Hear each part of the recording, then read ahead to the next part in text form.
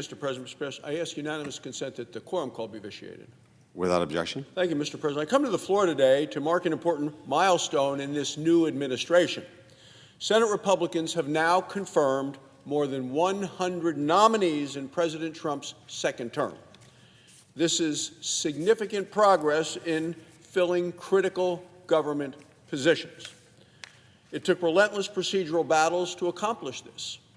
It included full days, long nights. Why? Because Democrats are waging a coordinated campaign of obstruction. Under the Constitution, the Senate is meant to provide advice and consent. We do it on presidential nominations, do it on a number of things. Specifically with regard to nominations, this means an honest evaluation of qualifications, and it means a vote in the United States Senate. Now, for more than 6 months, Senate Democrats have turned advice and consent into automatic opposition. It doesn't just delay President Trump, it damages the country. Democrats have filibustered all but one of President Trump's nominees, and that was the very first nominee, Marco Rubio, to be Secretary of State. He was confirmed on day one of the administration. Since then, it has been a wall of obstruction. Democrats filibustered positions requiring confirmation that have never before even had a roll call vote in the United States Senate. They've gone by unanimous consent. Democrats filibustered the chief of protocol for the State Department, the chief of protocol. Democrats filibustered the Undersecretary of Commerce for Industry and Security. They filibustered the Undersecretary of Defense for Research and Engineering. Today, 138 nominees who have already been approved by a full vote in Senate committees are caught here in Senate floor purgatory. Democrats in the Senate seem to have a new litmus test.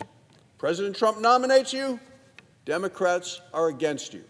Period. End of story. Yesterday, the Senate confirmed 4 nominees: the Assistant Secretary of Commerce for Communications and Information, the Undersecretary of Treasury for Terrorism and Financial Crimes, a district judge for the Eastern District of Missouri, and the Assistant Administrator at the Environmental Protection Agency. All qualified, all vetted, all experienced, each and every one filibustered. The Democrats forced the Senate to burn every minute of available time before the Senate was permitted to vote.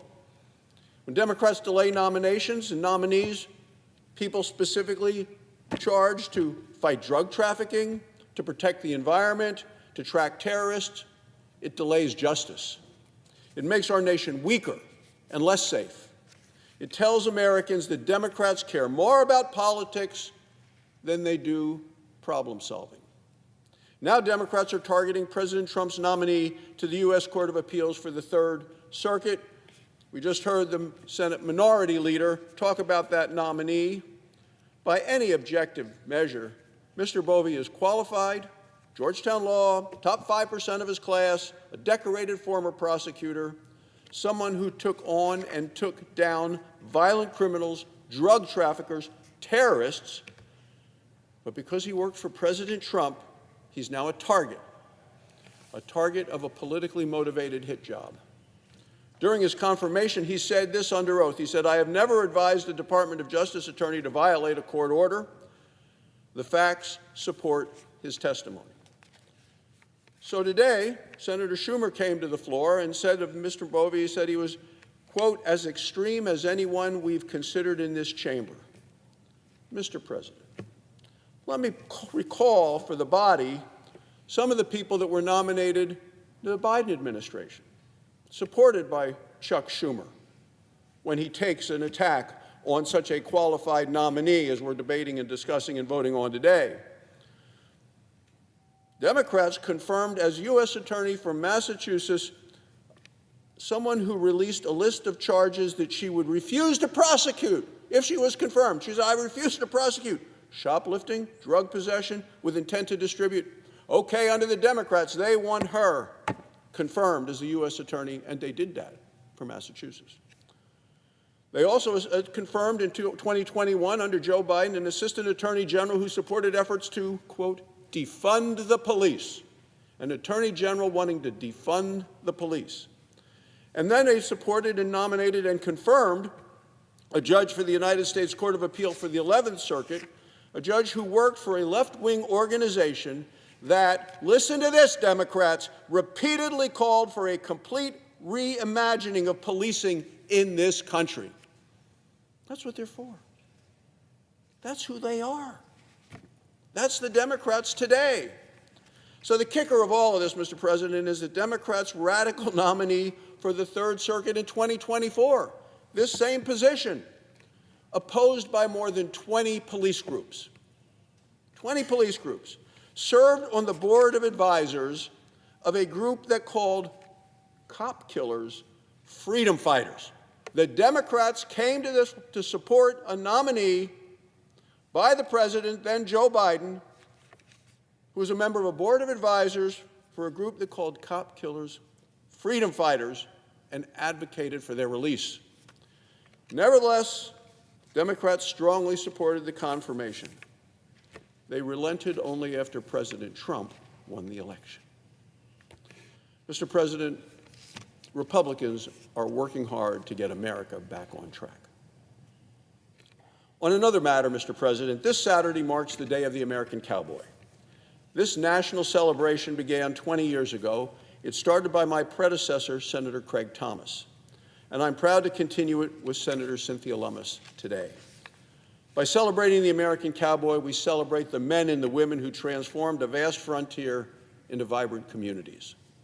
The people who paved the way for the American dream from the saddle of a horse, they made America great. The people who continue to believe that freedom is a gift from God, not from the government. That's who cowboys are. The American cowboy represents the grit and the values that America is built on. Now, I'm from Wyoming, and in Wyoming we believe in the cowboy code, and we live it each and every day. It says, live each day with courage. Take pride in your work. Do what needs to be done. That's what we do in the West. And we need these values more than ever in America, and especially in Washington, D.C. Because cowboys will tell you, it's not about the boots on your feet, not about the hat on your head, it's about the values you embrace, values that cowboys truly represent. The character matters more than the credentials. The actions speak louder than words. The best government is the government that trusts the people to govern themselves. The American frontier spirit is alive and well today. President Ronald Reagan said when he was in Cheyenne, Wyoming, in the American West, he said the thing he loved about Wyoming and the West, he said, people here still believe the future is ours to shape. People in the West continue to create and shape that future each and every day. Thank you, Mr. President. I yield the floor. Note the absence of a...